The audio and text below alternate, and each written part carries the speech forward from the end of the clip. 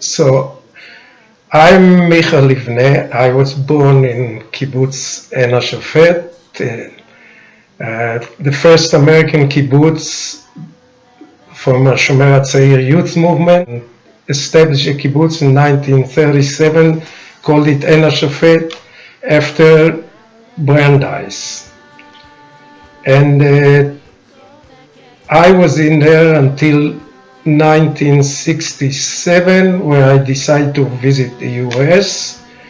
And at 1968, I got a call from the youth movement, since I'm here and it saved money and I'm qualified, can I go to Echalutz farm and be there as a shaliach? So I said, that's all right. So I stayed there until 1969. I was there, the younger one. I lived on a farm and supposed to kind of show the people that come in there how to run a farm, how to grow it, and do all the maintenance, repairs on equipment, all that kind of stuff. So the farm was basically bought in order to train the youth that's supposed to go to Israel and Aliyah how to live in a kibbutz as a community and the agriculture work. Because they used to be in the groups in the cities in the US and they knew each other, but they never lived together. So they had to be kind of try to get them to know each other more and work together and see how they can share responsibilities and everything else involved. And that did pretty well until about the 50s, late 50s. It started to go a little bit down because the youth movement was smaller. The movement was really big in Europe and in the US.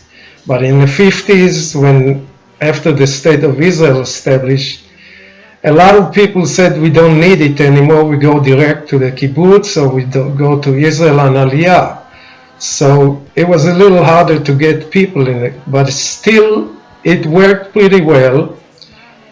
But by the time I got there in the 60s, it's basically was very small groups in there, and the farm stayed the same. It was pretty hard to maintain because you have that much to do and much less people. There was also the point that more and more parents want the kids to go to college before they go to Israel. They said, you never know what's going to happen.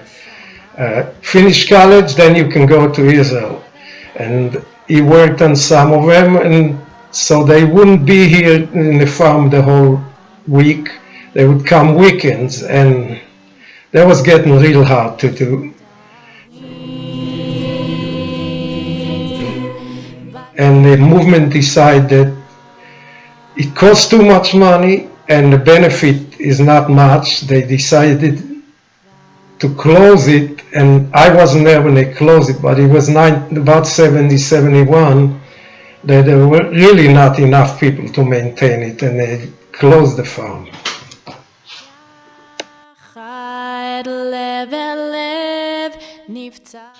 So basically the farm was kind of more isolated. It wasn't like a farm in a name of a farm, like a huge farms like big in the area. It's just a small experimental and educational farm. So we basically were separate.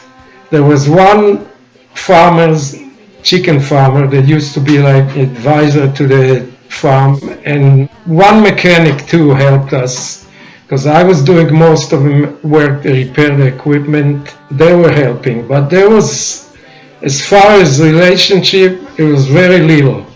And I think one reason is when I came, there was already the 60s, 68, and Hashomer Tzair was a left-wing movement, and I think in the 50s with the communism, the US had kind of didn't like to associate too much, so the people around here, I think, maybe they were kind of scared too that somebody's spying on them, because the farm was a left-wing movement.